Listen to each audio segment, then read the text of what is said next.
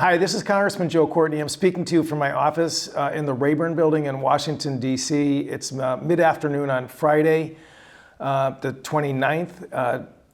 We're about a day and a half from the end of the federal fiscal year, and at midnight tomorrow night, if a funding mechanism is not put into place by the House and Senate and signed into law by the President, the federal government will shut down.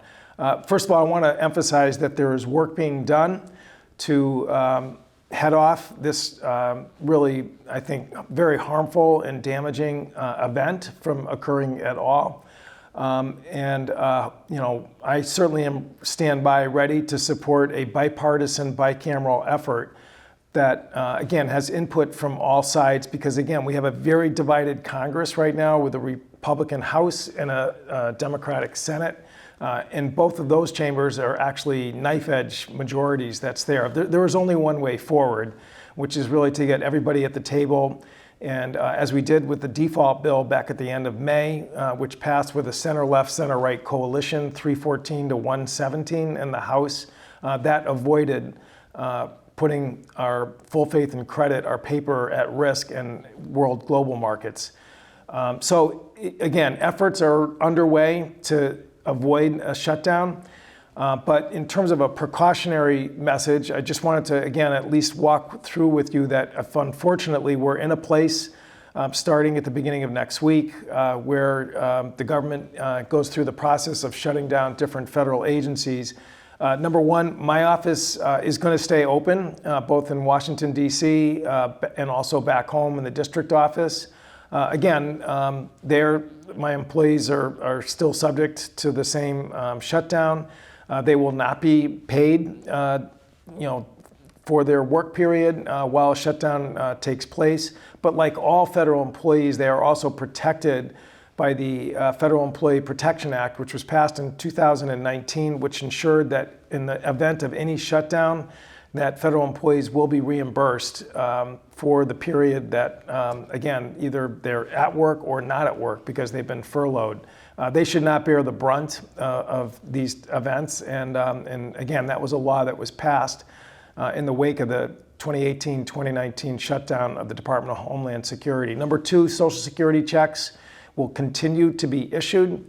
Social Security, like the VA pension program, is a mandatory spending program, which is, again, not affected by a government shutdown.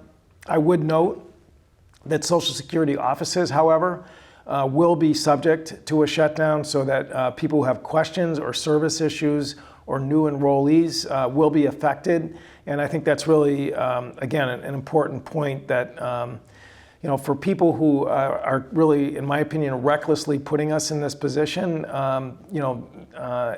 and who believe that there's no real impact to people, that's not true. That's also true of a large contingent of federal employees in the Eastern Connecticut. We are home to the largest military installation in New England at the Groton Sub Base.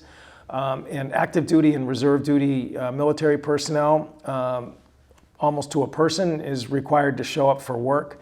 Again, they will not be paid during that time period. They will be paid retroactively, like all federal employees, if a shutdown is, when a shutdown ends, which hopefully, A, it will never happen, and B, it will be very short.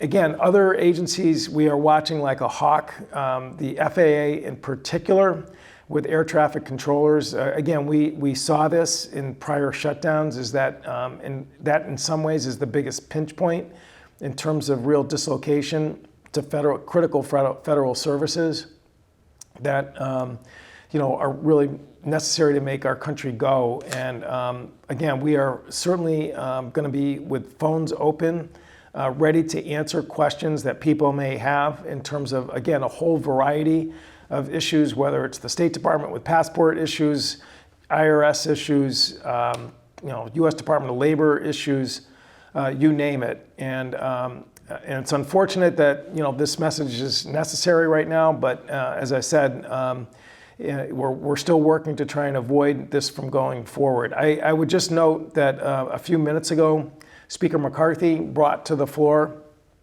really after months of waiting, his version of a shutdown avoidance bill. and it failed miserably. It went down by a vote of 198 to 232. He, again, lost major portions of his caucus, which was totally predictable. And in my opinion, that really opens a clear opportunity in terms of what is the way we're going to solve this problem. We need to have a bipartisan approach, which was not what the Speaker did in the House, and that is what's happening in the Senate. And I am prepared to support that measure as soon as we can get it to the House floor and end a completely unnecessary, unjustified shutdown of the federal government. Again, thank you for listening. As I said, we are available for any follow-up questions that you may have. And we will keep you posted in terms of any new developments that hopefully are going to happen within hours. Thank you for listening.